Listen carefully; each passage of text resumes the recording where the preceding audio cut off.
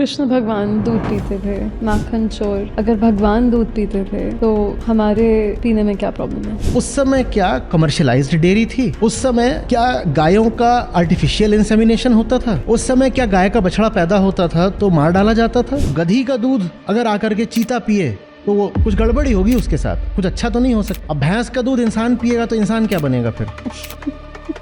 और बिल्ली भी ऐसी हो जाए ना जो बहुत दूध देने लगे तो बिल्ली की भी डेयरी बन जाएगी। मेरे मीट खाने से या डेयरी प्रोडक्ट्स कंज्यूम करने से किसी और का नुकसान कैसे होगा? आप जानते हो अच्छे से। ये सच है कि ये कलयुग में गाय को मारना या गाय को तकलीफ देना अलाउड नहीं है? अभी तो ये चल रहा है कि गाय भी नहीं बचानी है, सिर्फ A2 गाय बचानी है। ये क्या पागलपन है? सब गायों को बचाया जाना चाहिए। और गाय ही नहीं, प्राणी मात्र के प्रति अहिंसा होनी चाहिए। जिसको बचा सकते हो सबको बचाओ।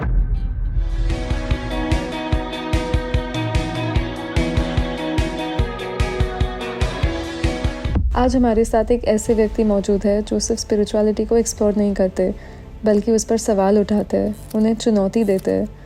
उनकी बातें हमें हमारे जीवन जीने के तरीके पर सोचने पे मजबूर करती है। आचार्य प्रशांत जी अपने YouTube वीडियोस के माध्यम से कई ज़रूरी चीज़ों पर बात करते हैं, जैसे क्लाइमेट चेंज, सस्टेनेबिलिटी और एनिमल वेलफेयर। इन्होंने IIT दिल्ली और IIM अहमदाबाद से पढ़ाई की है और वो एक सिविल सर्वेंट भी रह चुके हैं। नमस्ते आचार्य जी। That's a lot of introduction. नमस्ते and welcome. करुणा का कोई स्पिरिचुअल फाउंडेशन है? बिकॉज आपने कई बार कहा है कि इंडियन पॉपुलेशन जो है वो करुणा और कंपैशन की तरफ इंक्लाइंड है हमारे स्पिरिचुअल हेरिटेज की वजह से। करुणा तो स्पिरिचुअल ही होती है। इंडियन पॉपुलेशन अगर स्पिरिचुअल होगी तो करुण होगी। करुण माने कंपैशनेट, वो तो होगी। पर जिस तरह की धार्मिकता भारत में है उसका स्पिरिचुअलिटी माने अध्यात्म से कोई लेना देना नहीं है। हमारी बस ऊपरी धार्मिकता है, रीति रिवाजों, कर्मकांड, प्रथा परंपरा वाली। उसमें कहीं भी अध्यात्म नहीं है। करुणा का संबंध अध्यात्म से है, ऊपरी धर्म से नहीं है। जो ऊपरी धर्म होता है उसमें तो गला भी काट दिया जाता है। ऊपरी धर्म में तो ये होता है कि धर्म के नाम पे दंगे भी कर सकते हो, धर्म के नाम पर बकरीद में कुर्बानी भी दे सकते हो। ये सब होता है। ये सब चलता है। तो धर्म का जैसा लोक धर्म चलता है, जैसा जो साधारण जनता में प्रचलित धर्म होता है, उस धर्म का करुणा से कोई संबंध नहीं है। बल्कि बिल्कुल ऐसा हो सकता है कि आप ऊपरी तौर पे बहुत धार्मिक आदमी हो और साथ ही साथ बहुत क्रूर हो, बहुत हिंसक हो। बिल्कुल ऐसा हो सकता है, होता है।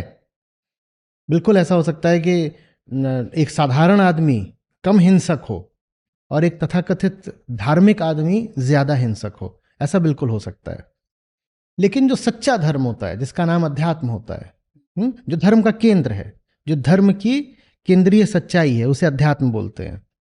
वो स्पिरिचुअलिटी है, सेल्फ नॉलेज, आत्मज्ञान। करुणा वहां होती है। करुणा लोक धर्म में नहीं है। लोक धर्म माने द कॉमनली प्रैक्टिस्ड रिलीजन। लोक धर्म में करुणा नहीं है, पर अध्यात्म में करुणा निसंदेह है। तो वो भारतीय जो सिर्फ धार्मिक है, और ज्यादातर भारतीय धार्मिक हैं ही, वो भारतीय जो सिर्फ धार्मिक हैं, वही रीत रिवाज और तीज त्योहार वाले धार्मिक, उनमें कोई करुणा नहीं मिलने वाली आपको। उनमें ऊपर ऊपर की दया दिख सकती है, नैतिक दया जो होती है ना, वो आपको मिल जाएगी फिर भी। ठीक है कि मर्सीफुल, सुपरफिशियली मर्सीफुल, वैसे तो आपको लोग मिल जाएंगे। लेकिन जो सचमुच कंपैशनेट होंगे वैसे लोग बहुत कम मिलेंगे। देखो, भारत के बारे में हम कहते हैं कि too religious to be spiritual. ऊपरी ऊपरी दया दिखाने वाले यहाँ सब मिल जाते हैं, है ना, कि कबूतरों को दाना डाल दिया, गाय को रोटी डाल दी, इतना मिल जाता है। पर वास्तविक करुणा हो, ऐसे लोग बहुत कम मिलते हैं। दया और करुणा में क्या फर्क है? दया में उसकी उतनी ही परवाह की जाती है जितनी परवाह करने में अपना स्वार्थ सिद्ध होता है। समझ रहे हैं? और करुणा में जो उसके दुख का केंद्र होता है वो केंद्र ही हटाने की कोशिश की जाती है। उदाहरण के लिए, एक जानवर को जंजीरों से बांध दिया गया है, ठीक है, और वो पानी के लिए तड़प रहा है। पानी दे देना दया है, जंजीर खोल देना करुणा है। एक जानवर को जंजीर से बांध दिया गया है और वो पानी के लिए तड़प रहा है। हमारी दया कहेगी इसको पानी दे दो, करुणा कहेगी जो भी नुकसान होता हो, जो भी नाराज होता हो, कोई बात नहीं, जंजीर काट दो। मैं सेम उसका उदाहरण, लोग जैसे कुत्ते को कभी चोट लगती है तो उनके स्टोरी पे डालते हैं कि पीटा को वो दया बुलाओ, है, कुत्ते वो कुत्ते को सब ये दया हुआ है, है। हाँ। और दूसरे फोटो में कोई मांसाहार खा रहा है या कोई चिकन खा रहा है, तो वो कुत्ते और चिकन के बीच में जो एनिमल एक्टिविज्म वाली कॉम है और जो वीगन समुदाय है, मुझे वहां से भी अब विरोध मिलना काफी शुरू हो गया है। वीगन कम्युनिटी से। क्यों? इसी बात पर ना, वो सोचते हैं कि वीगनिज्म बस इतना ही है कि हम एनिमल प्रोडक्ट्स कंज्यूम नहीं करते, हम एनिमल प्रोडक्ट्स कंज्यूम नहीं करते, बस यही वीगनिज्म है। आपका डेफिनेशन क्या है वीगनिज्म का? उसके उसके बियॉन्ड। आप एनिमल्स को सिर्फ ऐसे ही थोड़ी ही हर्ट करते हो कि आपने लेदर पहन लिया या आपने मांस खा लिया या आपने डेयरी खा लिया। हम जैसे जीते हैं ना, हमारा जीना ही ऐसा है कि उसमें एनिमल्स बर्बाद होंगे ही होंगे। उदाहरण के लिए, oh we are freshly married, let's go and get a new palace of our own.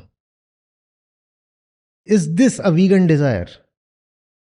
The moment I point this out, बहुत बुरा लग जाता है लोगों को। ये एक वीगन डिजायर है क्या? तुम अभी ये जो करने जा रहे हो, तुमने सोचा भी है क्या कि इससे कितनी स्पीशीज एक्सटिंक्ट होने जा रही हैं? लैंड क्लियरेंस के हिसाब से आप। ऑब्वियसली। ये तो बहुत छोटी किलिंग होती है जहां पे एक को पकड़ के मार दिया, जहां आपने कंडीशंस ऐसी क्रिएट कर दी कि अब एक पूरा हैबिटेट, एक पूरा इकोसिस्टम ही बर्बाद होगा। वहां तो आपने लाखों मार दिए ना। एक को बचाया और अपने आप को वीगन होने का सर्टिफिकेट दे दिया, और ऐसी कंडीशंस को कंट्रीब्यूट कर रहे हो जिसमें लाखों मर जाएंगे, और तब भी बहुत गौरव के साथ बोल रहे हो कि मैं तो वीगन हूं, मेरी इज्जत करो।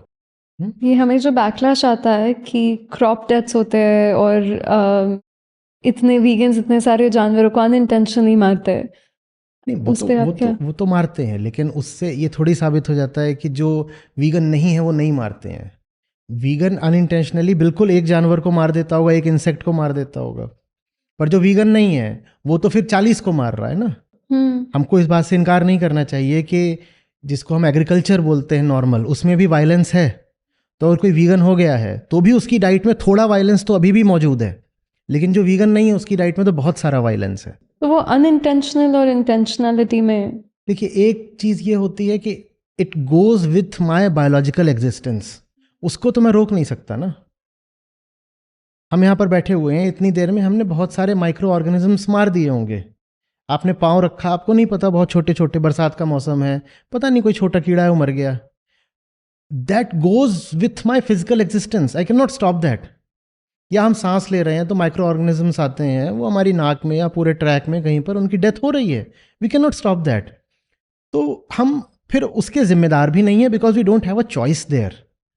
वायलेंस वहां है जहां चॉइस है कि नहीं मारो, पर फिर भी मैंने मारा, उसको वायलेंस बोलते हैं। जहां चॉइस ही नहीं है वहां वायलेंस कैसा?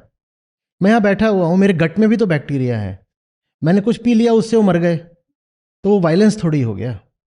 वहां चॉइस ही नहीं है ना मेरे पास। That's an existential helplessness that will happen. तो उसके लिए मैं अपने आप को जिम्मेदार नहीं मान सकता। बट वो जो चोजन वायलेंस है, आपने आपने जो बोला चॉइस है मेरी, हाँ। वो चोजन वायलेंस मेरे स्पिरिचुअलिटी को क्या करती है? जब मैं चॉइस से हाँ। अगर कोई एनिमल प्रोडक्ट हाँ। यूज कर रही हूँ, खा रही हूँ, डेयरी इस्तेमाल कर रही हूँ या मांसाहार, वो मेरे स्पिरिचुअलिटी को क्या करता है? आपने उसको तो मार ही दिया, आपने अपने आप को भी मार दिया। क्योंकि चॉइस का हर पल आपके लिए एक अवसर, अपॉर्चुनिटी होता है थोड़ा अपने आप को बेहतर करने का, थोड़ा अपने भीतरी दुख को कम करने का। आपने अवसर गंवा दिया। मैं तो कहता हूं कि मुर्गा तो जान से गया, पर अब देखो तुम्हारा क्या होगा। You lost an opportunity. The choice was an opportunity, you dropped it. वो मुर्गा खाने से मेरे स्पिरिचुअलिटी को क्या होता है?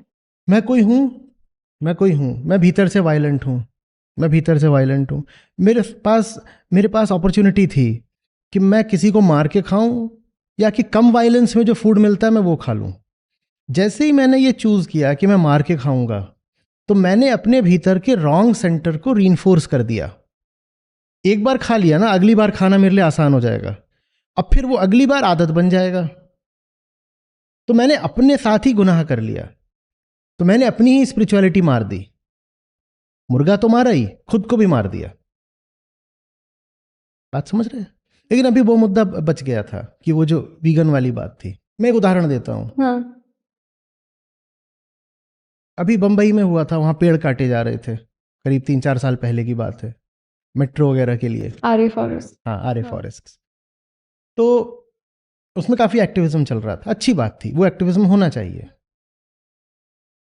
तो एक महिला थी, मैं उनको जानता था, हमारे गीता कार्यक्रम वगैरह से संबंधित रही थी, कुछ वॉलंटियरिंग भी करी थी उन्होंने।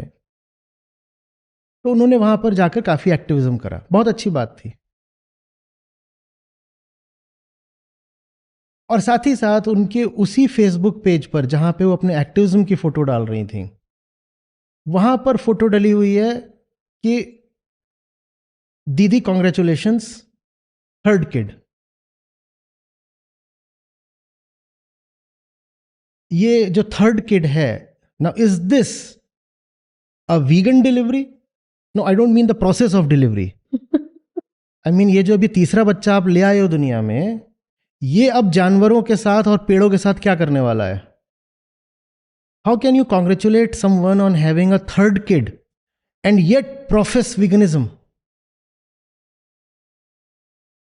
हर बच्चा जो दुनिया में आता है, अब वो माँ के पेट से सड़क तो लेके नहीं आया, स्कूल तो लेके नहीं आया, मकान तो लेके नहीं आया, एनर्जी तो लेके नहीं आया। बच्चा पैदा किया है, उसको वो एनर्जी कहाँ, उसको एनर्जी चाहिए ना 80 साल तक अपने जीने के लिए, बहुत सारी एनर्जी चाहिए। वो एनर्जी कहाँ से आएगी? वो फॉसिल फ्यूल बर्न करने से ही तो आएगी। उसको सड़क भी चाहिए, सड़क कहाँ से आएगी? एनिमल्स को ही तो डिस्ट्रॉय करके आएगी ना, एनिमल हैबिटेट को। घर कैसे बनेगा? लैंड कहाँ से आएगा घर के लिए? उसे कार भी चाहिए, उसके लिए स्टील कहाँ से आएगा? ये सब वीगन है क्या मामला? लेकिन हम कह रहे हैं मुझे पेड़ बचाना और बच्चा पैदा करना है। और जब मैं ये सब समझाने लगता हूं कि वीगनिज्म एक कर्म नहीं है, एक एक्शन, एक एक्टिविटी नहीं है, उसको तुम्हारा सेंटर बनना पड़ेगा, तो लोगों को तकलीफ हो जाती है। लोगों को लगता है डाइट है, मैम ये नहीं लगता है डाइट है या क्लोथिंग है थोड़ा बहुत। तो कई बार बोलते हैं no, it's not just diet, it's also about your clothing. तो क्लोथिंग में भी, जैनिज्म में भी अभी तक नहीं आया। लेदर बेल्ट्स यूज करते हैं, लेदर के शू इस्तेमाल करते हैं, इतने सारे जेंट्स को मैं जानती हूँ। मैं भी वेजिटेरियन थी, बट हर कोई एनिमल एटलीस्ट क्लोथिंग में इस्तेमाल हुआ करता था। तो ज़्यादातर लोगों के लिए तो डाइट ही है, कुछ लोगों के लिए डाइट से बढ़ के कपड़े हो गया, लेकिन सेंटर नहीं बन पा रहा है। जैसे ही मैं कहूं कि अगर तुम शुद्ध शाकाहार की बात कर रहे हो, अगर करुण शाकाहार की बात कर रहे हो, तो उसको तो एक आध्यात्मिक केंद्र से ही आना होगा, तो डर जाते हैं। बहुत सारे वीगन एक्टिविस्ट्स हैं जो दूर ही भागते हैं मुझसे, कहते हैं नहीं नहीं ये स्पिरिचुअल है, इनसे बात नहीं करेंगे। और मैं उनको कहता हूं कि पागल, बिना आध्यात्मिक हुए तू वीगन हो ही नहीं सकता, बल्कि तू बहुत गलत काम कर रहा है। ये जो तेरा जो एक्टिविज्म है, if you are not spiritual then your veganism is a sham, and in fact in some way you are contributing to the misery of flora and fauna, animals and plants. उनको समझ में ही नहीं आ रही है बात। उनकी दिक्कत नहीं है कि ये नहीं है कि मुझे रेजिस्ट कर रहे हैं, उनकी दिक्कत ये है कि उनको समझ में ही नहीं आ रहा है। इजीली डाइजेस्ट भी नहीं होगी, बिकॉज आप अगर टॉप वो 10 कॉम्प्रिहेंड ही नहीं कर पा रहे हैं, और कॉम्प्रिहेंड करने के लिए ध्यान से सुननी पड़ेगी बात। वो इतना डर जाते हैं, वो सुन भी नहीं पाते। आप अगर गूगल करोगे 10 चीज़ें, टॉप 10 क्लाइमेट एक्शंस जो सबसे इम्पैक्टफुल है, number 1 is having no children और हैविंग लेस चिल्ड्रन। बट ये कोई भी नहीं बोल, कोई बात नहीं कर रहा है इसकी, कोई बात नहीं कर रहा है। नंबर 1 सोल्यूशन अभी plant. How can you B vegan and still have romantic dreams about a full nest? कि नहीं बाकी तो मेरा सब कुछ वही रहेगा, हम हनीमून पे एल्प्स की पहाड़ियों में जाएंगे, और क्या करोगे वहां पे? तुम पेड़ लगाओगे, बर्बादी ही तो करोगे, और क्या करोगे? वहां क्या करने जा रहे हो? हाँ? और जानते नहीं हो क्या कि फ्लाइट पर तुम वहाँ जो जा रहे हो तो उसमें जो पर किलोमीटर कार्बन एमिशन होता है वो कितना होता है। और मैं वीगन हूँ, लेकिन मेरे बाकी सारे कर्म वही हैं जो किसी भी साधारण सामान्य आदमी के होते हैं। It's not a particular action veganism, it's a particular centre. अगर आप सचमुच वीगन हो तो आपका कोई भी एक्शन वैसा नहीं हो सकता जैसा किसी साधारण आदमी का होता है। आपके लिटरेरी टेस्ट्स भी बदल जाएंगे। आपकी सिर्फ कलिनरी चॉइस नहीं बदलेगी, आपकी लिटरेरी चॉइस बदलेगी, आपकी सार्टोरियल चॉइस बदलेगी, आपकी पॉलिटिकल चॉइस बदलेगी, आपकी इकोनॉमिक चॉइस बदलेगी, आपकी मैरिटल चॉइस भी बदल जाएगी, आपका सब कुछ बदलेगा। बट ये सब चेंजेस और सोसाइटी में जीना जैसे आज सोसाइटी है, ये कैसे बैलेंस करते तो हैं? जैसी सोसाइटी है वैसे ही चलने देते हैं फिर। मेरे तो एक जिंदगी है ना, या तो उसको सोसाइटी की गुलामी में बिता दूं या वो काम करूं जो मैं जानता हूं कि सही है। आपने कहा कि अब 10 साल से आपने ना ही कोई दूध के पदार्थ इस्तेमाल किए या animal products. How did you get started on this vegan journey? Starting तो बहुत पहले हो गई थी, पर स्टार्टिंग रुक गई थी। हुआ था फिर रुक गया था। मैं जब कैंपस में था आईआईटी में, तो उसमें मैं पढ़ा करता था, तो एनबीटी का पास में ही था कैंपस के, नेशनल बुक ट्रस्ट का। तो एक किताब उसमें ली थी, उसमें एक कहानी थी बछड़े की आत्मकथा। तो उसमें बछड़ा बताता है कि मेरे जन्म के साथ साथ फिर मेरा क्या हुआ है। तो तब तो वीगन वर्ड ही मैंने नहीं सुना था कभी, और ना वीगनिज्म की कोई बात करता था, दिल्ली में भी कोई नहीं बात करता था। ये सन 96-97 की बात है, सेकेंड ईयर में रात। तो मैंने दूध छोड़ दिया था, और मैं जब तक कैंपस में रहा मैंने दूध नहीं पिया। हाँ। दूध भी छोड़ दिया था, और ये बाकी सब चीज़ें भी, पनीर वगैरह भी, तो वो सब छोड़ा हुआ था। खासकर जो ब्रेकफास्ट में मेस में पूरा दूध का ग्लास मिलता था वो तो पूरा ही ड्रॉप कर दिया था, ये नहीं लूँगा। तो लेकिन फिर जब मैं बाहर निकला और कॉरपोरेट लाइफ में चला गया, जो साधारण ज़िंदगी होती है वही, तो धीरे धीरे करके वो सब वापस आ गया।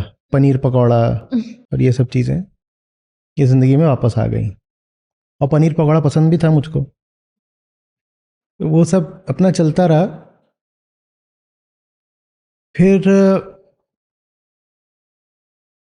प्रेसिपिटेट किस चीज़ ने करा था, 2013 की बात होगी, 12, 13, 14 इनमें से किसी साल की बात है। तो मेरे पास एक खरगोश था, एक्चुअली फीमेल खरगोश था, पर मैं उसको था बोलता था ऐसे ही। उसका नाम रखा था नंदू।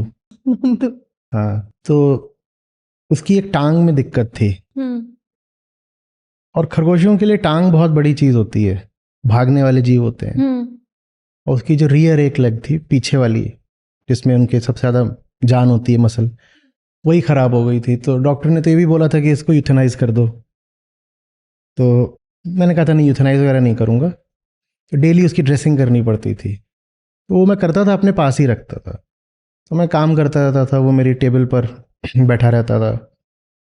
बाकी खरगोशों से, बहुत सारे हमारे खरगोश थे, लेकिन बाकियों से उसका रिश्ता नाता कुछ ज़्यादा था नहीं, क्योंकि बाकी अपना दौड़ते भागते रहते थे, वो अपना अलग यहाँ बैठा रहता था मेरी टेबल पे एकदम। ये मैं ऐसे लैपटॉप पे काम कर रहा हूँ, यहाँ टेबल पे बैठा, उसके लिए तौलिया बिछा रहता था, उस पर अपना बैठा है।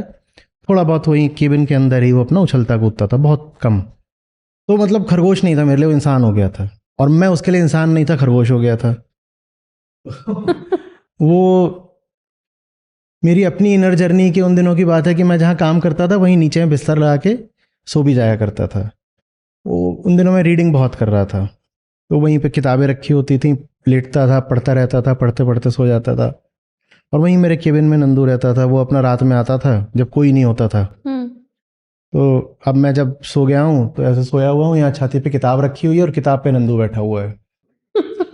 और फिर जब खुर खुर खुर की आवाज़ होती थी तो फिर मेरी नींद खुलती थी। तो ये मेरा और नंदू का डेली रूटीन था। तो हम ऐसे ही रहते थे, और ऐसे करीब चला होगा, 1-2 साल चला। फिर मुझे पता नहीं चला, कोई बहुत एक्सपर्ट तो था नहीं खरगोशों का उसमें। तो वो, मैं समोसा खा रहा था, मेरी टेबल पे रखा हुआ था, उसने भी खा लिया, और वो ज़्यादा कूदता फांदता तो था नहीं। ऐसा नहीं कि खरगोश के लिए समोसा कोई टॉक्सिक होता है, बट उनकी गट में चीज़ें फंसती जल्दी से हैं, और वो ज़्यादा दौड़ता नहीं था, तो इसीलिए इतनी तेज़ी से उसका 2-3 दिन तक उसने कुछ खाया नहीं। मुझे पता ना चले, क्योंकि खरगोश आवाज़ वगैरह तो करते नहीं, बस वो खा नहीं रहा था। मैं कोशिश करूँ कुछ खा ले तो थोड़ा बहुत खा भी ले, बस कोई दर्द का कोई साइन नहीं, कुछ भी नहीं, बस खा नहीं रहा है। डॉक्टर को भी दिखाया, डॉक्टर ने 1-2 चीज़ें दे दी कि ये दे दीजिए, वो दे दीजिए। और एक दिन मेरे सामने ही बस एक उसने ज़ोर से आखिरी आवाज़ करी। खरगोश आमतौर पे आवाज़ नहीं करते हैं, उसने आवाज़ करी और मेरी ही गोद में वो चला गया। और उसका मुझे बहुत ज़्यादा शॉक लगा और गिल्ट भी लगी। उन्हीं दिनों की बात है, मेरे ग्रीफ का ही एक पीरियड चल रहा था, तभी शिप ऑफ थीसियस आई थी। तो मैं उसको देखने गया। उसमें एक सीन था जिसमें एक सफ़ेद खरगोश पर ये कॉस्मेटिक वाले लोग एक्सपेरिमेंट कर रहे थे, और वो जो खरगोश था वो बिल्कुल वैसा ही था, नंदू जैसा, एकदम सेम रंग का। लैब टेस्टिंग हो रही थी जो कॉस्मेटिक्स के लिए इन पर होती है। तो उसमें हॉल में बैठा हुआ था, वो सीन था, और किसी ने कुछ बोला नहीं, बट बस वही मोमेंट था। और मैंने कहा ये अब आज से सारे ही खरगोश मेरे लिए नंदू हो गए, और सारे ही जानवर मेरे लिए नंदू हो गए। नंदू सब खरगोश बन गया, और सारे खरगोश सारे जानवर बन गए, सब एक्सट्रापोलेशन, सब एक हो गए। और एनिमल किंगडम नंदू। हाँ, अब कुछ भी ऐसा नहीं जो, बस उसी से मैं छूट गया, एकदम छूट ही गया, कोई एफर्ट नहीं करना पड़ा, एकदम छूटा तो छूटा। उसके बाद से ऐसा भी नहीं हुआ है कि मुझे संयम रखना पड़ा है कि सामने खीर है और मेरा मन कर रहा है खीर खाने का, और किसी तरीके से अनुशासन से, सेल्फ कंट्रोल से खीर नहीं खाई। वो रखी होती है, उसको देखने का ही मन नहीं करता। तो ऐसे हुआ था। शुरू में सिर्फ खाना छूटा था, फिर धीरे धीरे जो चमड़े के जूते और बेल्ट्स और ये सब भी छूट गए। अभी तो कुछ सालों से ऐसा है कि जब वार्म क्लोथिंग भी खरीदनी होती है तो उसमें वूल भी फिर छूट गया। लेकिन मुझे पता है कि ये सब कुछ करुणा का एक बहुत छोटा सा हिस्सा है, कि आप क्या खा रहे हो, क्या पहन रहे हो, इतने से करुणा नहीं हो जाती। शुद्ध शाकाहार या करुण जीवन, कंपैशनेट लिविंग, एक ज़्यादा बड़ी बात है। उसके लिए अपने सेंटर को ही ठीक करना पड़ता है। वहाँ से जब सेंटर ठीक हो जाता है ना, तो बाकी चीज़ें एफर्टलेस हो जाती हैं। जब सेंटर ठीक नहीं होता तो अच्छे काम करने के लिए फिर बड़ी मेहनत लगती है। सेंटर ठीक कर लो तो सारे अच्छे काम अपने आप हो जाते हैं, उसको एफर्टलेसली, निष्प्रयोजन, निष्प्रयास। ऐसे ऐसे हुआ था। करुणा और अहिंसा में कोई अंतर? एक ही चीज़ है। करुणा अहिंसा एक ही चीज़ है। एक तरफ से देखोगे तो कहोगे करुणा, एक तरफ से देखोगे तो कहोगे अहिंसा। अगर उसको आपको सकारात्मक तरीके से जब अभिव्यक्त करते हो तो कहते हो करुणा। जब आप किसी चीज के निगेशन की तरह करते हो तो कहते हो हिंसा नहीं। करुणा हाँ, हिंसा नहीं। तो जो हिंसा नहीं है वही अहिंसा बन जाता है। बिल्कुल वही बात है। अज्ञान और हिंसा एक चीज होती है? बिल्कुल एक चीज होती है। आप बिल्कुल सही पकड़ रहे हो, बिल्कुल सही है। जहां अज्ञान है वहां हिंसा होगी ही होगी, भले ही आप अच्छे व्यवहार के लिए कितनी भी कोशिशें कर लो। हम अक्सर अपना व्यवहार सुधारना चाहते हैं, अपना अज्ञान नहीं मिटाना चाहते। अज्ञान माने आत्म अज्ञान, इग्नोरेंस अबाउट वन सेल्फ। हम भीतर, हम खुद ही नहीं जानते हमारी डिजायर्स कहाँ से आ रही हैं, यही सब तो जानना होता है। तो जिसको ये नहीं पता होगा कि उसकी डिजायर्स कहाँ से आ रही हैं, वो अपनी डिजायर्स पूरी करने के लिए कुछ भी करेगा। यही हिंसा है। बहुत सारे लोग रिलीजन, इमोशंस और ट्रेडिशंस के नाम पर एनिमल प्रोडक्ट्स कंज्यूम करते हैं। उस बारे में आप क्या कहना चाहेंगे? आपकी ट्रेडिशन आपने बनाई है, आप बना लो कोई ट्रेडिशन, वो कोई जस्टिफिकेशन थोड़ी हो गया। हम यहाँ 5 लोग बैठे हुए हैं, हम ये बना लें ट्रेडिशन कि हर 5वें दिन हम किसी को थप्पड़ मारेंगे और फिर जब थप्पड़ मारें तो कहें कि ये तो हमारी परंपरा है। अरे तुमने ही तो बनाई है परंपरा, तुमने बनाई है, बदल डालो। इंसान की बनाई चीज़ है, इंसान बदल सकता है। इंसान तय करेगा कौन सी परंपरा ठीक है, कौन सी परंपरा ठीक नहीं है। आज की दृष्टि से देखना पड़ेगा ना। कृष्ण भगवान दूध पीते थे, माखन चोर। अगर भगवान दूध पीते थे तो हमारे पीने में क्या प्रॉब्लम है? देखिए, बहुत सारी इसमें बातें हैं और बहुत तलों पर इसका उत्तर दिया जाना चाहिए। पहली बात तो ये कि श्री कृष्ण कौन है। श्री कृष्ण भगवत गीता है। श्री कृष्ण, यदि हम उच्चतम प्रकाश की बात कर रहे हैं कि उच्चतम प्रकाश का नाम श्री कृष्ण है, तो वो प्रकाश जिस रूप में हमारे सामने आता है उसका नाम गीता है। श्री कृष्ण अगर निर्गुण है, निराकार है, तो उनका साकार सगुण रूप भगवत गीता है। ठीक है।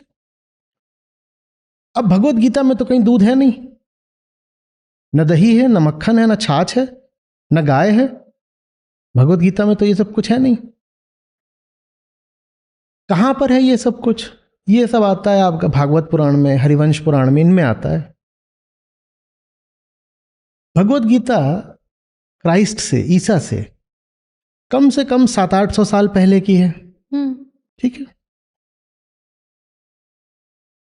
और वो पुराण जिनमें दूध दही का उल्लेख आता है, वो सब क्राइस्ट से 800-1000 साल बाद के हैं। माने गीता में जहां जहां कृष्ण का केंद्र है, जहां कृष्ण का मर्म है, जहां कृष्ण का एसेंस है, गीता में और कृष्ण की कहानियों में 1000-1500 साल का फासला है। तो बताइए हम किस कृष्ण को माने? जो कृष्ण की सच्चाई है उसमें दूध दही कहीं है नहीं भगवत गीता में, और जो कृष्ण की कहानी है वो भगवत गीता से 1500 साल बाद की है, अभी की है, बिल्कुल 8वीं-10वीं शताब्दी की। और कुछ पुराण तो ऐसे हैं जो 14वीं-15वीं शताब्दी तक लिखे गए हैं। तो एक तो ये बात समझनी होगी। कहानी कहानी है भाई, श्री कृष्ण ने स्वयं थोड़ी लिखी है कहानी, किसी ने लिखी है कहानी। अब श्री राम की एक कहानी है रामायण, श्री राम की एक कहानी है रामचरितमानस, और श्री राम की अन्य न जाने कितनी कहानियां हैं। दक्षिण भारत में और रामायणें चलती हैं, इंडोनेशिया में एक रामायण चलती है, कंबोडिया में एक रामायण चलती है, सैकड़ों रामायणें हैं, कम से कम दर्जनों तो हैं ही हैं। ठीक। वो सब रामायणें अलग अलग कहानी बताती हैं। कई बार तो कहानियां बहुत अलग अलग हैं। तो बताओ वो कहानियां क्या श्री राम ने स्वयं लिखी हैं? अगर उन्होंने लिखी होती तो एक कहानी होती। तो ये कहानी फिर किसने लिखी है? ये किसी इंसान ने लिखी है।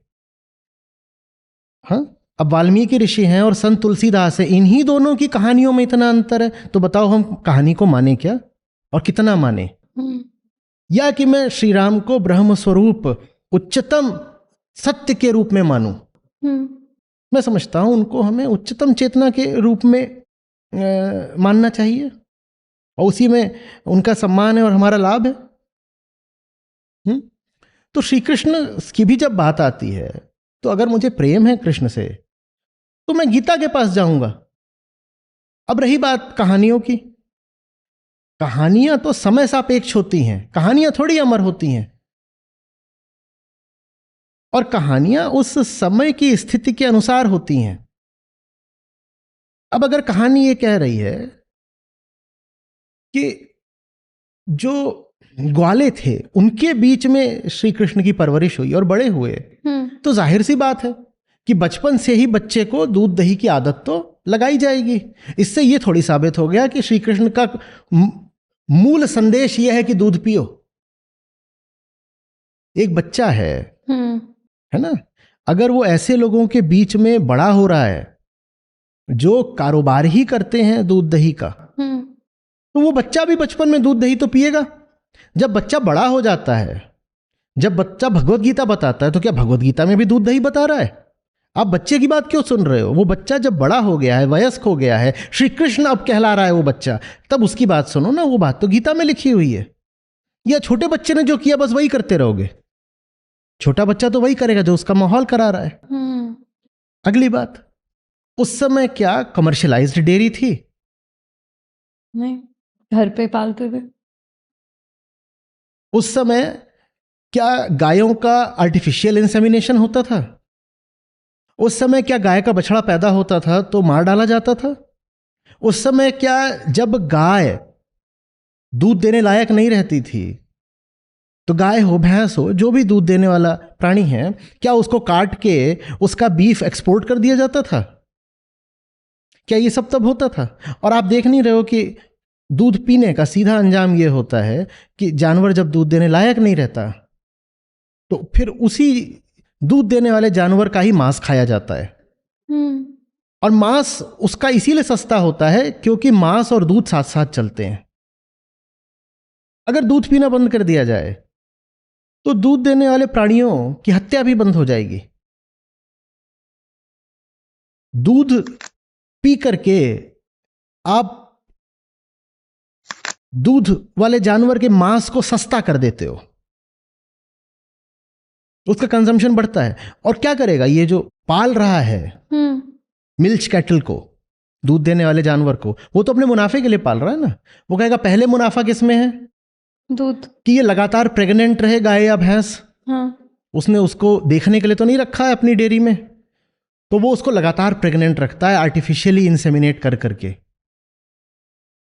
फिर वो कहता है कि अगर बछिया पैदा हुई फीमेल काफ तो ठीक है, लेकिन अगर मेल काफ पैदा होगा तो मार दो, अपने किसी काम का नहीं, तो उसको मारेगा ही मारेगा। उसके बाद अगर मेल काफ पैदा हुआ है तो गाय या भैंस दूध नहीं देना चाहती क्योंकि उसका दूध तो उसके अपने बच्चे के लिए था। तो फिर इंजेक्शन लगा के, ऑक्सीटोसिन लगा के उसका दूध निकाला जाएगा। ये सब होगा ना। हल बच्चा।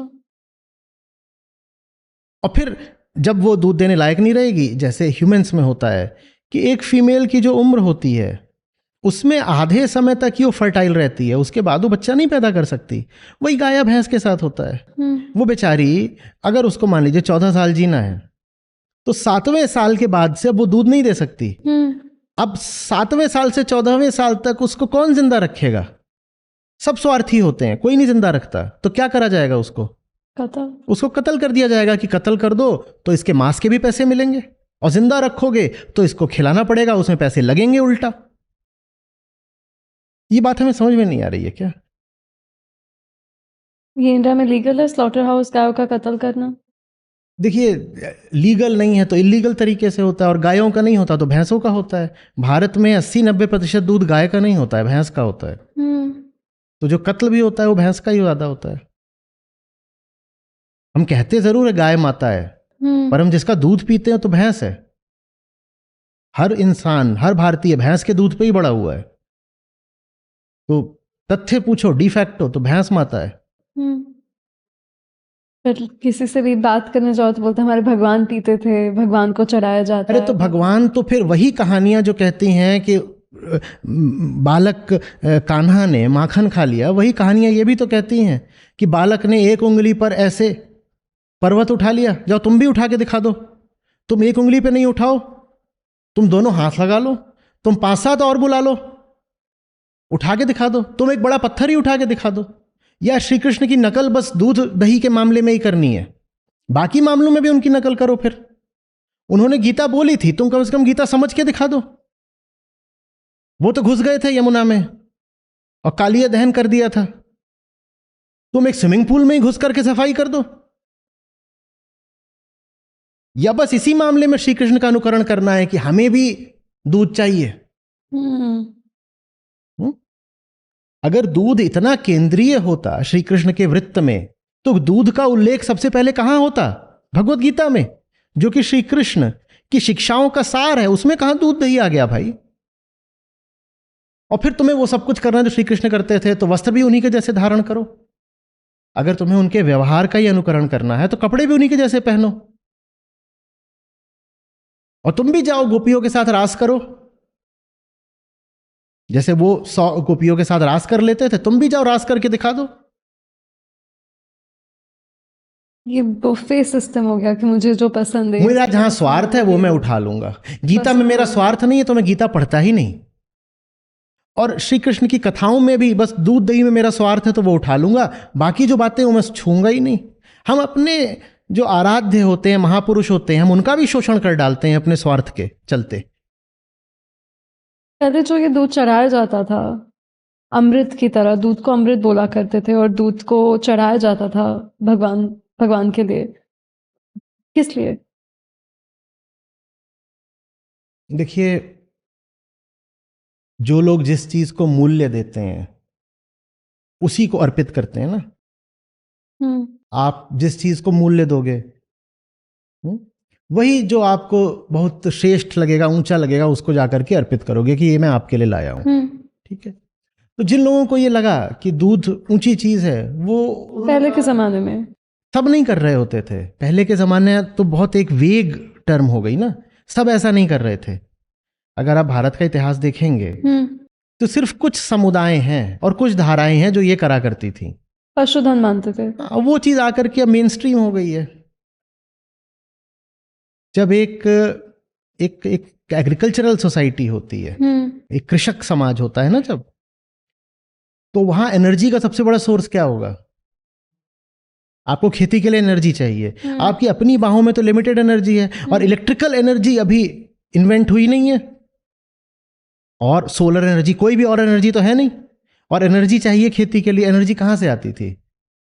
एनर्जी आती थी पशु की मसल्स से। समझ में आ रही बात? इसलिए गौधन को इतना महत्व दिया गया, क्योंकि उसी से खेती होती थी, उसी से जिंदगी चलती थी। वो बात आज तो है नहीं। आज तो ट्रैक्टर है और आज तो न्यूक्लियर एनर्जी है। तो आज मैं बेचारे बैल की जान क्यों लूं? और हम ले भी नहीं रहे, बैल को तो छोड़ भी दिया,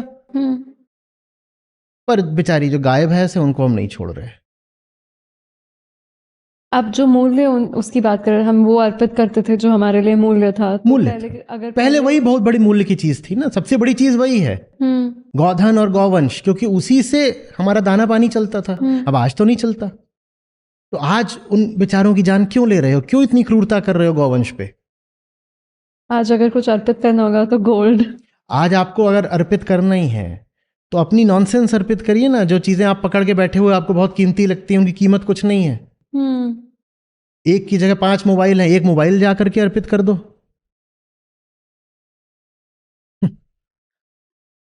माँ का दूध से मुझे आपका एक डायलॉग याद आता है। आपने बोला था FT स्टॉक्स, अपनी बीवी की ज्वेलरी, लाइफ को सब अर्पित करनी चाहिए। पर सही बात है, जो मूल्य, जो चीज़ मूल्य थी। और अभी है लोग अहिंसा दूध के बारे में बात करते हैं। मेरा दूध गौशाला से आता है, बछड़े को दूध दिया जाता है और फिर मैं वो दूध इस्तेमाल करता हूँ। आप उसके बारे में क्या कहना चाहेंगे? क्यों करते हो? करते ही क्यों हो? क्या करोगे किसी और स्पीशीज का दूध पी के? मैंने पीना तो है ही, उसके लिए 100 तरह के जुगाड़ करने पड़े तो वो भी करूंगा। गौशाला से आता है, अहिंसा दूध है, बछड़े को पहले दे देता हूं। बछड़े ने बोला कि उसे और नहीं चाहिए, अब बछड़े से साइन लिया है। तुम्हें कैसे पता बछड़े को और नहीं चाहिए? काफी लोग ही मानते हैं कि गाय अभी बहुत ज्यादा दूध देती है, बछड़े को जितना चाहिए उससे भी ज्यादा दूध क्यों देगी? प्रकृति में कौन सा ऐसा पशु है जो ज्यादा दूध देता है? बताओ कौन है? एक भी पशु है प्रकृति में जो अपनी संतान की जरूरत से ज्यादा दूध देता हो? और एक भी पशु है ऐसा जो किसी और प्रजाति का दूध पीता हो? तो हम ही ऐसे हैं जिसे दूसरी प्रजाति का दूध पीना है। क्यों पीना है? फिर सोचो, दूध में क्या होते हैं? पोषक तत्व होते हैं। दूध बहुत खास चीज है, ठीक है ना। बस वो मैमल्स में, स्तनधारियों में पाया जाता है, और वो एक बहुत खास लिक्विड है जो उसी प्रजाति के बच्चे की परवरिश के लिए प्रकृति माँ में पैदा करती है। तो ऊंट का दूध किसके लिए बना होगा? के बच्चे के लिए। तो ऊंटनी का दूध पिएगा तो वो ऊंट निकलेगा, होगा कि नहीं? ऊंटनी का दूध शेर पिएगा तो उसके लिए अच्छा तो नहीं हो सकता, ठीक है। अब गधी का दूध अगर आकर के चीता पिए तो वो कुछ गड़बड़ी होगी उसके साथ, कुछ अच्छा तो नहीं हो सकता। अब भैंस का दूध इंसान पिएगा तो इंसान क्या बनेगा फिर? क्योंकि भैंस के दूध में जो तत्व हैं वो इसलिए हैं ताकि वो जो छोटा सा पड़वा है वो एक भैंसा बन जाए। इसीलिए तो है ना, वो एक पर्टिकुलर केमिकल कॉम्पोजिशन है ताकि जो भैंस का बच्चा है वो बहुत बड़ा भैंसा बन जाए। अब वो जो दूध भैंसा बनने के लिए है वो दूध इंसान के बच्चे को पिलाओगे तो भी भैंसा ही बनेगा। और 100 तरह की बीमारियां होती हैं दूध पीने से, जो कि डेयरी इंडस्ट्री कभी बाहर आने नहीं देती बात। कितनी ही बीमारियां आपकी एकदम ठीक हो जाती हैं जिस दिन आप दुग्ध पदार्थों का सेवन छोड़ देते हो, क्योंकि हमारा शरीर हमारी माँ के दूध के लिए निर्मित है और जितना हमें दूध चाहिए उतना हमारी माँ ने हमें दे दिया। प्रकृति ने हमारी माँ के शरीर में व्यवस्था कर दी कि बच्चे को भी दूध चाहिए तो उतना उसको मिल जाता है, उसके आगे हमें दूध चाहिए ही नहीं। अगर उसके आगे हमें दूध चाहिए होता तो फिर हमारी माँ ही हमें वो दूध देती। माँ को दूध आना इसीलिए बंद हो गया क्योंकि प्रकृति ने संकेत दे दिया कि अब इस बच्चे को दूध की कोई जरूरत नहीं है। पर बच्चा ऐसा सिकंदर निकला कि जब उसकी माँ का दूध बंद हो गया तो उसने जाकर के भैंसे की माँ का दूध पीना शुरू कर दिया। तो अब भैंसा निकलेगा और क्या होगा? हम कुत्ते का दूध नहीं पीते, बिल्ली का दूध नहीं पीते, गाय का दूध, गाय और भैंस का दूध क्यों पीते? कुत्ते बिल्ली भी उतना सारा दे रहे होते तो उनका भी पी लेते। यहाँ तो समस्या बस क्वांटिटी की और कोई बात नहीं है। बिल्ली बेचारा कितना दूध दे देगी? बिल्ली भी ऐसी हो जाए ना जो बहुत दूध देने लगे तो बिल्ली की भी डेयरी बन जाएगी। प्रोपेगेंडा ही तो करना होता है ना, प्रचार कर दीजिए कि बिल्ली का दूध पीने से आपका रिएक्शन टाइम बहुत कम हो जाएगा। बिल्ली का जो रिएक्शन टाइम होता है जबरदस्त होता है, ऐसे ऐसे उछलती है खटाखट, आप पकड़ नहीं सकते बिल्ली को। तो कह दीजिए एजिलिटी बढ़ जाएगी। लो बिलाव का दूध पियो और उसकी खूब मार्केटिंग करिए, खूब बिकेगा। समस्या बस ये है कि वो बिल्ली इतनी छोटी होती है कि उसका दूध बहुत कम होगा तो कमर्शियल प्रॉफिट नहीं होगा। कमर्शियल प्रॉफिट हो तो हम बिल्ली को भी नहीं छोड़ेंगे। आपने वर्ड इस्तेमाल किया शुद्ध शाकाहार। शाकाहार का अर्थ क्या होता है और शाकाहार का डेफिनेशन ओवर टाइम कैसे एक्सपैंड हुआ है? बिकॉज पहले शाकाहार में ना ही डेयरी, एग्स और हनी का इस्तेमाल हुआ करता था, बट अभी शाकाहारी मतलब शाकाहारी लोग दूध भी पीते हैं, एग्स भी इस्तेमाल करते हैं और हनी भी कंज्यूम करते हैं। तो शाकाहार का मतलब क्या होता है? देखिए, शाकाहार का मतलब तो होना चाहिए करुण आहार। शाकाहार भी नहीं कहना चाहिए उसको, करुण आहार, ठीक है। लेकिन शाकाहार का जो लोक संस्कृति में अर्थ बन गया है वो ये है कि मांस अगर नहीं खा रहा तो शाकाहारी है। कई लोग तो अंडा भी खाते हैं, अपने आप को शाकाहारी बोलते हैं। वो बड़ा विकृत अर्थ है, एकदम डिस्टॉर्टेड है। बात ये नहीं है कि मैं क्या खा रहा हूं, बात ये है कि मैं कैसा हूं। मैं अगर भीतर से ठीक हूं तो खुद ब खुद जो सही चीज होगी मैं वही खाऊंगा। और अगर मैं आदमी ही गड़बड़ हूं तो मैं अपने आप को शाकाहारी बोलूं, ये बोलूं, लैक्टो वेजिटेरियन बोलूं, बहुत तरीके के इसके वेरिएंट्स भी चलते हैं। बहुत सारे होते हैं वो अपने आप को कहते हैं नवरात्रा वेजिटेरियंस, वो भी वेजिटेरियन होते हैं 9 दिन के लिए। तो मैं कुछ भी बोलूं अपने आप को, नामों में क्या है, कोई भी नाम उछाल दो, उससे कोई फर्क नहीं पड़ता। इंसान को दिल से ठीक होना पड़ेगा ना। जब मैं केंद्र से ठीक हो जाऊंगा तो फिर मेरा खाना पीना भी ठीक हो जाएगा, मेरा हर दिशा में व्यवहार बदलेगा, मेरे सारे संबंध बेहतर हो जाएंगे। वो फिर होता है। वरना ये भी हो सकता है कि आप शुद्ध शाकाहारी हो फिर भी बहुत हिंसक आदमी हो, एकदम हो सकता है। मतलब क्यों नहीं हो सकता कि मैं बहुत शाकाहारी हूं, एकदम शाकाहारी हूं और अपने बच्चे को रोज पीटता हूं कि तुझे भी शुद्ध शाकाहारी होना चाहिए, या कि शाकाहार के लिए नहीं तो मैं किसी और के लिए, होमवर्क के लिए अपने बच्चे को पीटता हूं। क्यों नहीं हो सकता? अगर शाकाहार का मतलब सिर्फ खाने पीने का मेरा व्यवहार है, कि मेरा भोजन संबंधी क्या व्यवहार है उससे शाकाहार निर्धारित होगा, तो शाकाहार फिर बहुत छोटी चीज हो गई। शाकाहार को भीतरी अहिंसा की अभिव्यक्ति होना चाहिए। मैं अहिंसक हूं, मैं जीवन के हर क्षेत्र में अहिंसक हूं और वही मेरी अहिंसा मेरे भोजन में भी दिखाई पड़ती है। यह शाकाहार है। मैं और एक आगे की बात बोलूं, एक और यूटोपिया। जब दुनिया सचमुच अहिंसक होने लगेगी ना, तो आज जैसे खेत होते हैं वैसे बाग हुआ करेंगे, ऑर्चर्ड्स। क्योंकि हम जिसको खेती भी बोलते हैं ना, हम शाकाहारी होंगे लेकिन हम दाल चावल और गेहूं धान ये सब तो चलता ही है। आपका ज्वार बाजरा आप अच्छे से जानते हो, उसमें भी कितने जानवर मारे जाते हैं। आप अच्छे से जानते हो कि उसके लिए भी जमीन तो खाली करनी ही पड़ती है। तो हिंसा तो थोड़ी अभी उसमें बची ही हुई है। जिस दिन हमारी चेतना और बेहतर होगी ना, उस दिन खेतों की जगह बाग होंगे, हर तरीके के फल, हर तरीके के। अब वहां एकदम ही किसी को नहीं मारना पड़ेगा, कुछ नहीं, बाग ही बाग, ऑर्चर्ड्स ही ऑर्चर्ड्स, पूरा जंगल है वो। और ये भी नहीं उसमें कि स्पीशीज बहुत सेलेक्ट की गई हैं, फलों की भी कई तरह की प्रजातियां हैं और जो फल नहीं देते उनकी भी प्रजातियां हैं। लो सब लगो, सबको रीवाइल्डिंग। रीवाइल्डिंग। और कीट पतंगों का भी पूरा स्वागत है। मेरे आम को आके तोता खा गया, मुझे कोई समस्या नहीं है, बहुत आम लगे हैं। लेकिन ये तभी संभव है जब दुनिया में इतनी बड़ी एक आबादी ना खड़ी हो मुंह फाड़ के कि हमें भी खिलाओ, तब पूर्ण अहिंसा हो पाएगी। इसका मतलब आप समझ रही हैं? पहली अहिंसा तो है जनसंख्या ही। हिंसा का पहला काम है जनसंख्या बढ़ाना। एक बार तुमने जनसंख्या बढ़ा दी, अब तुम्हें दूसरी प्रजातियों को मारना ही पड़ेगा। पहली हिंसा यही है कि बच्चे पैदा करे ही जा रहे हो। हमारी आबादी ही पहली हिंसा है। शुद्ध शाकाहार का अर्थ वीगनिज्म, अगर मैं वो एक्स्ट्रापोलेट करती हूँ तो लोग कहते हैं कि वीगनिज्म का इंडियन कॉन्टेक्स्ट में कोई कनेक्शन नहीं है, ये फॉरेन कॉन्सेप्ट है, वेस्टर्न कॉन्सेप्ट है। हमारे हिस्ट्री में क्या बोलते हैं, हमारे कोई रूट्स नहीं है इंडियन हिस्ट्री में। इंडियन फॉरेन क्या होता है? इंसान हो कि नहीं। आप पैंट पहनते हो, पैंट इंडियन हिस्ट्री में क्या कनेक्शन है? पैंट उतार दो। ये जो आप पैंट पहनते हो, ट्राउजर्स, ये इंडियन हिस्ट्री से आ रहे हैं क्या?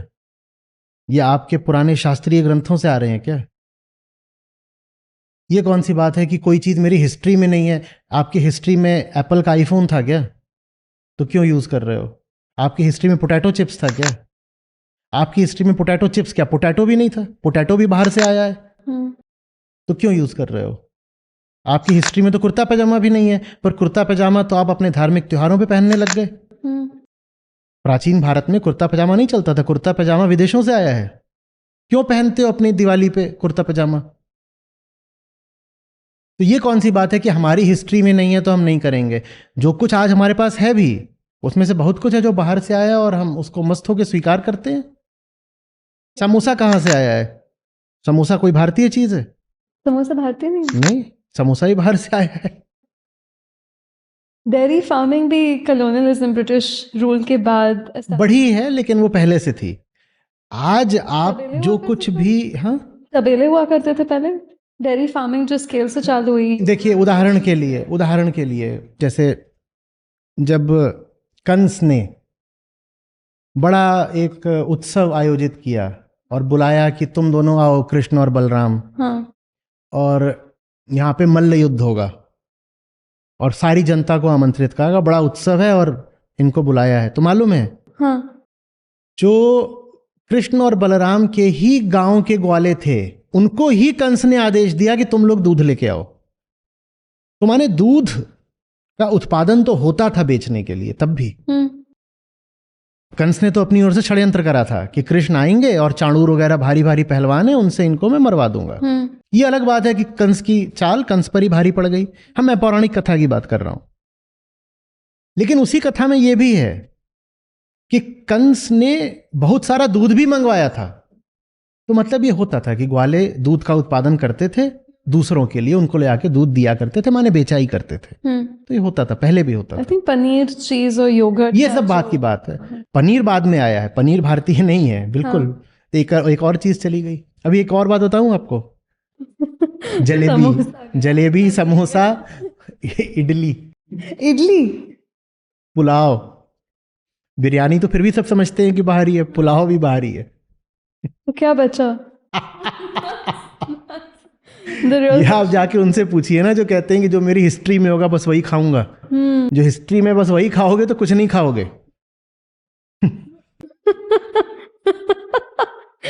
बट जो वीगनिज्म की स्पेसिफिकली बात होती है, शाकाहारी और वीगनिज्म, वेजिटेरियन वर्सेस वीगनिज्म, इतना बैकलैश आता है। वेजिटेरियन से आता है एक्चुअली, आप वर्ड वीगन यूज कर लोगे तो। आयुर्वेदा में लिखा था कि घी इस्तेमाल करना चाहिए, आयुर्वेदिक डाइट प्रमोट्स घी। क्या हो गया? तो ये खाना हेल्दी है, तो आप कैसे बोल रहे हो कि घी नहीं खाना? अरे आयुर्वेद में तो और भी बहुत कुछ लिखा हुआ है। उसमें तो बहुत सारे जानवरों को भी मारकर खाने का उल्लेख है। तो अब क्या करेंगे सात्विक हिंदू दूध घी तो खाते हैं हम लोग, लेकिन कम से कम हम कबूतर और सुअर ये तो नहीं खाते। अब आयुर्वेद में तो बहुत सारे जानवरों को भी खाने का उल्लेख है कि इस बीमारी में ये जानवर खा लो, इस बीमारी में ये जानवर खा लो, ये सब भी है, तो खाओ फिर। पहले सिर्फ जड़ी बूटियों के लिए। नहीं, उसमें ये सब भी है, ये सब भी है, जड़ी बूटियां भी है आयुर्वेद में, और जानवरों के मांस की औषधियां भी हैं। तो सिर्फ घी को पकड़ के हम लोगों ने क्यों, स्वार्थ। जब दिया भगवान को, दिया भी भगवान के लिए दिया। भगवान ने ये थोड़ी बोला है कि घी का ही दिया जलाओ। भगवान के सामने दिया जलाया जाता है अपने प्रकाश का। मैं बेहतर इंसान बन के आया हूं भगवान आपके सामने, मेरे दिल में अंधेरा है और मैं भगवान के सामने दिया जला रहा हूं, तो भगवान कोई खुश हो जाएंगे? फिर घी का दिया क्यों जलाना है मुझे? घी इतना शुद्ध। क्योंकि भीतर अंधेरा ही रखना है, तो बाहर घी का दिया जलाओ, ताकि लगे कि परंपरा का पालन हो रहा है, तो कुछ अच्छी बात हो रही होगी। अच्छी बात यहां होनी होती है, वहां नहीं, बाहर नहीं। धर्म का संबंध आपके हृदय से है। अहिंसा जैनिज्म का सबसे बड़ा प्रिंसिपल है, बट बहुत सारे जैन्स भी लेदर इस्तेमाल करते हैं, डेयरी का इस्तेमाल करते हैं, बट कृष्णा का, आई थिंक यहाँ पे कृष्णा की स्टोरी का रिलेशन नहीं है। तो जैनिज्म और डेयरी और जैनिज्म और लेदर का। देखिए, हुआ कुछ नहीं है, इतने दिनों से दूध का काम चल रहा है। एकदम जमीन की बात बता दूं, दूध का काम इतने दिनों से चल रहा है कि पहली बात तो उससे कमर्शियल इंटरेस्ट जुड़ गए हैं, ठीक है, गहरे। और दूसरी बात, जब आपको एक इंग्रेडिएंट बहुत समय से उपलब्ध होता है ना, तो आप फिर उसके बहुत स्वादिष्ट व्यंजन तैयार कर लेते हो, उसकी डिलीशियस रेसिपीज बन जाती हैं over a period of time, क्योंकि वो चीज़ अवेलेबल है, तो उसमें तरीके तरीके से उसकी रेसिपी बन जाती है। तो ये टेस्ट का मामला है। बहुत सारा टेस्ट का, लोग मांस भी क्यों खाते हैं?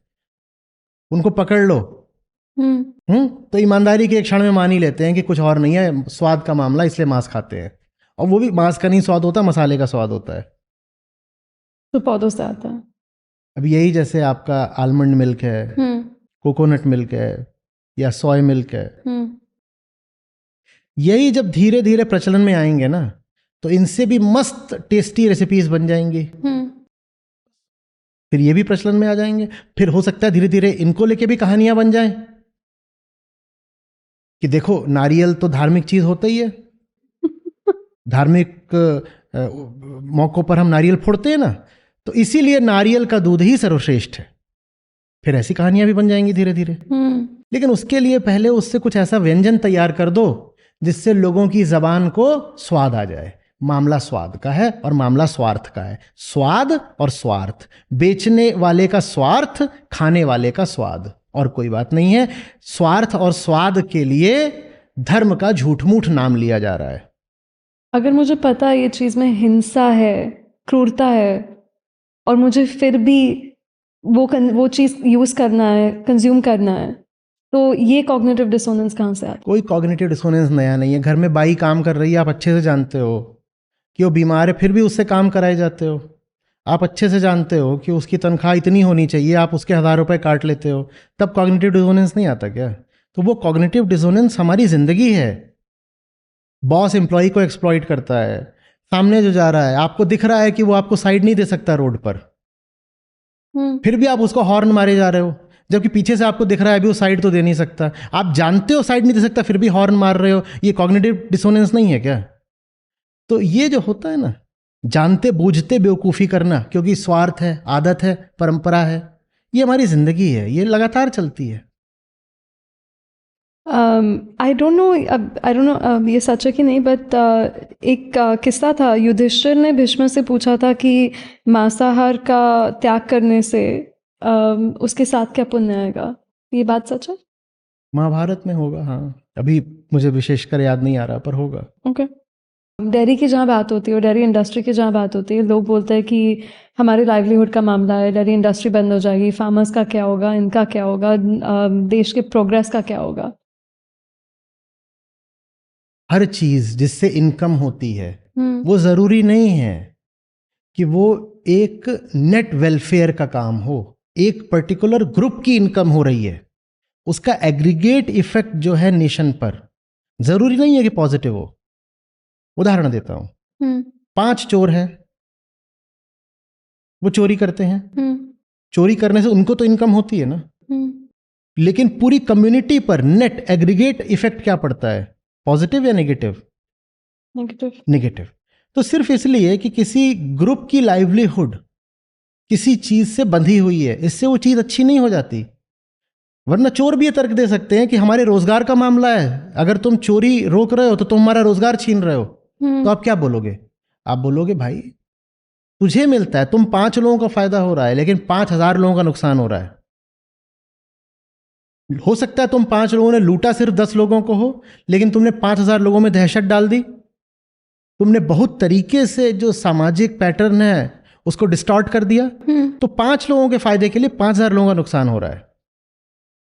हो रहा है ना? इसी तरीके से आप लिख देते हो कि यहां स्मोकिंग नॉट अलाउड। जो स्मोकर है वो बोल सकता है ना कि मेरा तो फायदा हो रहा था स्मोकिंग से, पर आप कहते हो तेरा फायदा हो रहा होगा तेरी नजर में, लेकिन 50 लोगों का नुकसान होता है तेरे स्मोक से, इसलिए तू नहीं पिएगा। यही बात सब पॉल्यूटिंग इंडस्ट्रीज और डेयरी वगैरह पर भी लागू होती है। कुछ लोगों का फायदा है लेकिन पूरे राष्ट्र का नुकसान है उससे। इस पर बहुत कैलकुलेशंस हो चुकी हैं कि ये जो पूरा डेयरी का काम है और मांस का काम है, इसका नेट इकोनॉमिक इंपैक्ट क्या है, और इसका net economic impact severely negative है।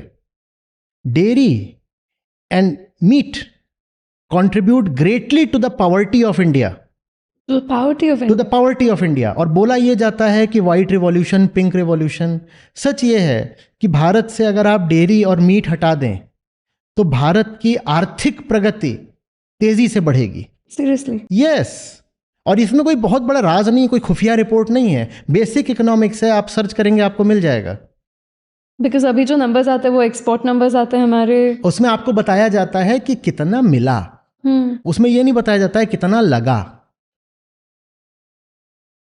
और उसमें साथ ही साथ जो एक्सटर्नैलिटीज होती हैं, जो एक्सट्रेनियस कॉस्ट्स होती हैं, वो कभी नहीं जोड़ी जाती हैं। ये सब धोखा है। अगर आप उस पूरे उद्योग का नेट इकोनॉमिक इंपैक्ट लोगे तो वो हेविली नेगेटिव है। आप एक्सटर्नैलिटीज की बात करें, नेगेटिव एक्सटर्नैलिटीज, जो नेगेटिव एक्सटर्नैलिटीज भी होती हैं, और जो उस पूरी चीज में नेट इकोनॉमिक्स जा रही हैं, सब्सिडीज जा रही हैं, वो सब मिला जुला के जब देखा जाता है तो चलते सब नेगेटिव है। लेकिन आप बस ये देखते हो कि एक्सपोर्ट हुआ तो एक्सपोर्ट हाउस को फायदा हुआ ना, वही चोरों वाला उदाहरण, 5 लोगों को फायदा हुआ, 5,000 लोगों का नुकसान हुआ। लोग बोलते मेरा पर्सनल चॉइस है दुग्ध पदार्थ इस्तेमाल करना। स्मोकिंग भी पर्सनल चॉइस है, तो मेरे मुंह पे करोगे क्या? कितनी चीजें पर्सनल चॉइस बोल के जस्टिफाई करी जा सकती हैं, लेकिन जब ये देखा जाता है कि तुम्हारी पर्सनल चॉइस से पूरे समाज को नुकसान हो रहा है तो पर्सनल चॉइस को फिर क्वालिफाई कर देते हैं, उस पर रिस्ट्रिक्शन लगाई जाती है कि तेरी पर्सनल चॉइस के लिए सबका नुकसान थोड़ी करोगे तुम। मेरे मीट खाने से या डेयरी प्रोडक्ट्स कंज्यूम करने से किसी और का नुकसान कैसे हो? आप जानते हो अच्छे से कि फॉसिल फ्यूल के बाद जो सबसे बड़ा फैक्टर है क्लाइमेट चेंज में, वो क्या है? Animal agriculture. तो अगर कोई मांस खा रहा है तो सीधे सीधे क्लाइमेट चेंज को कंट्रीब्यूट कर रहा है ना, और वो जो क्लाइमेट क्राइसिस है वो मुझे हिट कर रही है। तो what's there on your plate is not your personal matter, it is affecting me, not for emotional reasons but for very solid factual reasons. Survival matter. तुम तो मांस खा के मेरा सर्वाइवल ही खत्म कर रहे हो। आप माँ का दूध के डॉक्यूमेंट्री के बारे में कुछ कहना चाहेंगे? मैं उसमें था। watch it for that reason. ये सच है कि ये कलयुग में गाय को मारना या गाय को तकलीफ देना अलाउड नहीं है? किसी भी युग में गाय को मारना अलाउड कैसे हो सकता है? There was some गवालंबा, कुछ गाय का कत्ल होता था पहले, हॉर्सेस का। और किसी भी युग में अगर गाय को मारा गया है तो बहुत गलत है। कलयुग हो, कोई युग हो, युग वगैरह तो आपका मसला है, आप जानो आपको कौन सा युग चलाना है। नेपाल में अभी भी अलग कैलेंडर चलता है। अभी राजेश हमाल जी मिले, बोले हमारे यहाँ अभी भी हम जो तुम चलाते हो अपना ये ग्रेगोरियन, ये नहीं फॉलो करते, हमारे यहाँ 2080 चल रहा है। तो युग तो आपके हाथ की बात है, आप कोई युग मान लो कि ये चल रहा है वो चल रहा है। फरवरी में 28 दिन आपने करे हैं, बाकियों में 30-31 कर दिए, ये तो आपके हाथ की बात है ना। गाय को मार रहे हो उसमें? गाय ने क्या बिगाड़ा है? और बात सिर्फ गाय की भी नहीं है, मुर्गे को क्यों मार दिया? बात सिर्फ मुर्गे की भी नहीं है, इंसेक्ट्स की पूरी प्रजातियां क्यों वाइप आउट कर दी? किसी को भी मारने का तुम्हारा क्या हक है? अभी तो ये चल रहा है कि गाय भी नहीं बचानी है, सिर्फ A2 गाय बचानी है। ये क्या पागलपन है? हम्म? सब गायों को बचाया जाना चाहिए, और गाय ही नहीं, प्राणी मात्र के प्रति अहिंसा होनी चाहिए। जिसको बचा सकते हो सबको बचाओ। डॉक्टर नंदिता शाह के साथ एक पॉडकास्ट किया था रिसेंटली, एंड इतना बैकलैश आया था बिकॉज डॉक्टर शाह ने बोला था कि जो लोग ज़्यादा दूध कंज्यूम करते हैं उनमें ऑस्टियोपोरोसिस होता है, बोन डिजीज़ेज होती है, घी हेल्दी नहीं है, दूध में जो ग्रोथ हार्मोन है जो आपने भी बात की, और इतना बैकलैश आया था उसके ऊपर कि ऐसे ही चलता आया है, हमेशा से खाता है। मैं लैक्टोज इंटॉलरेंट नहीं हूँ, मैं पंजाब से हूँ, इतना दूध चलता है, दही चलता है, प्रोटीन ज़रूरी है, पनीर ज़रूरी है। ये माइंडसेट हम कैसे चेंज कर सकते हैं? और ये आया कहाँ से इतना स्ट्रॉन्ग रेजिस्टेंस जो है? देखिए, आपको समझना पड़ेगा, जो आदमी ये दूध दही वाली परंपरा छोड़ने को तैयार नहीं है, वो और परंपराएं भी तो नहीं छोड़ रहा है ना। जहां जहां उसका स्वार्थ है, वो स्वार्थ नहीं छोड़ रहा है। तो कहाँ से आया ये? आत्मज्ञान से आया, इस स्वार्थ से आया, बस। इसमें बहुत रहस्य नहीं है।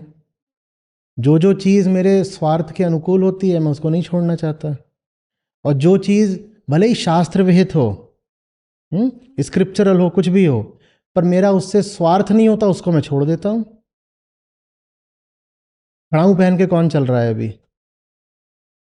जो लकड़ी के स्लीपर्स होते हैं कौन पहन रहा है अभी? तो ये क्यों पहन रहे हो? ये तो किसी भी शास्त्र में नहीं लिखा है कि रबर की चीज़ें पहनो। जो रबर के स्लीपर्स पहन रहे हो क्यों पहन?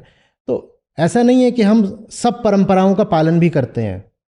ज़्यादातर परंपराएं तो छूटती जाती हैं। सिर्फ 20-30-40 साल पहले भी जो बहुत सारी परंपराएं चल रही थीं, आज वो पीछे छूट गई।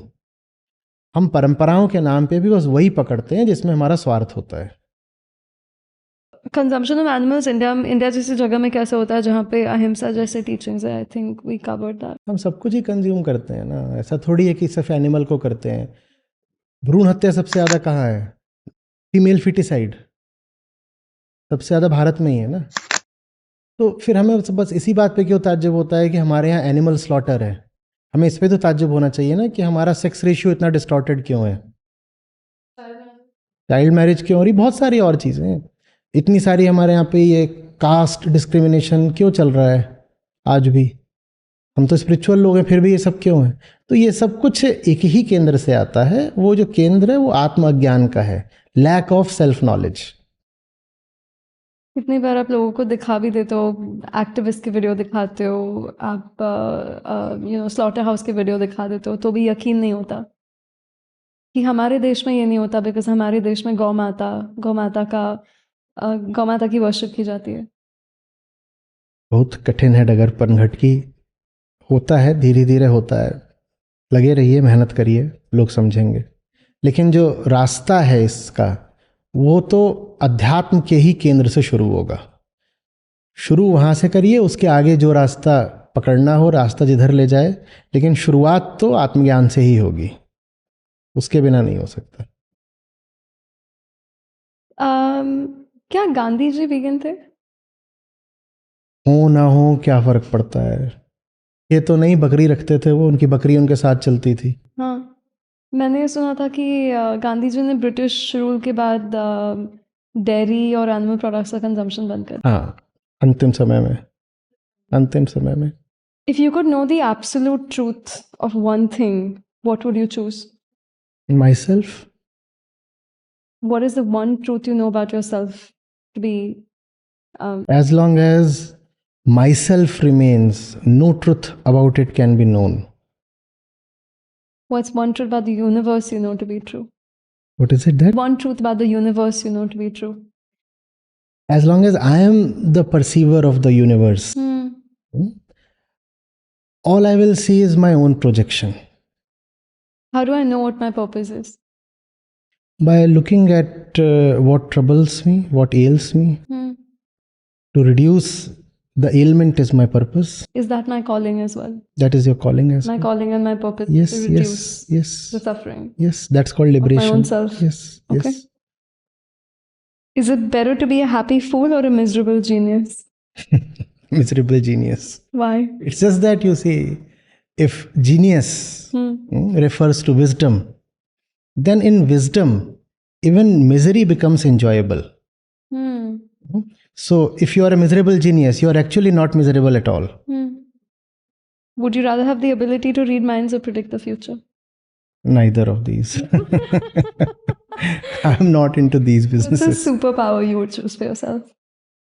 The superpower is essentially your own truth. Power is the ability to act over something else, right? You must have something else that you can act upon in order to be called powerful. So, superpower is when the need to act upon something else is gone. That superpower is your own inner reality.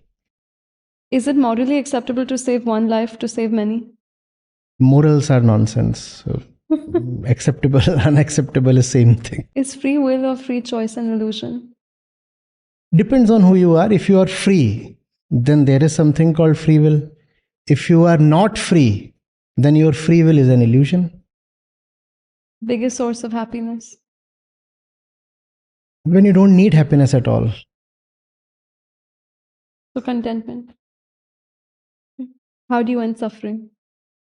By knowing who suffers. If you could add one amendment to the Universal Declaration of Human Rights, what would it be? Your first right is to know who is the owner of the right. You have been given rights to a lot of things without knowing who you are to exercise those rights. We think it's rights that are missing. So let's provide the rights through the Charter of Rights, Declaration and such things. It's not really the rights that are missing. It is the owner of the rights who remains missing. If I am there, then the rest of the rights will be taken care of. And if I am not there and yet I have been given rights, that's like giving the right to read to a sleeping person. I have bestowed the right to read. To whom? To a fellow who is sleeping. This kind of right means nothing. The first right is the right to be awakened.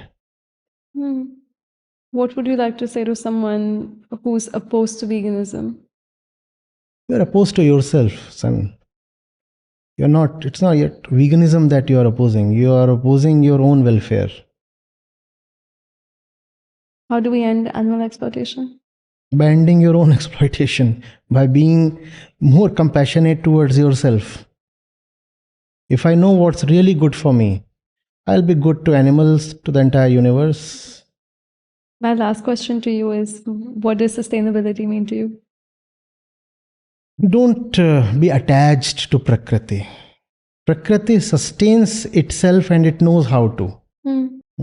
The problem with sustainability is you're clinging to Prakriti. You cling and exploit, and that makes things unsustainable. Otherwise, Prakriti sustains. It's the very essence of time. It has been running since t is equal to 0. So it sustains. You just don't interfere in your foolish way. Thank you so much, Acharya-ji. I've had such a long conversation with you. I've learned so much. You've opened my mind in so many ways. There's so many parts of this where I was speechless. But thank you for your wisdom. Thank you for your teachings. And thank you for the work that you do, not just for humanity, but for all living beings. And Prakriti in general, as you say it. So I hope the world becomes a more compassionate place because of the wisdom that you impart. Thank you so much for having this conversation. I'm glad. Thank you. Thank you.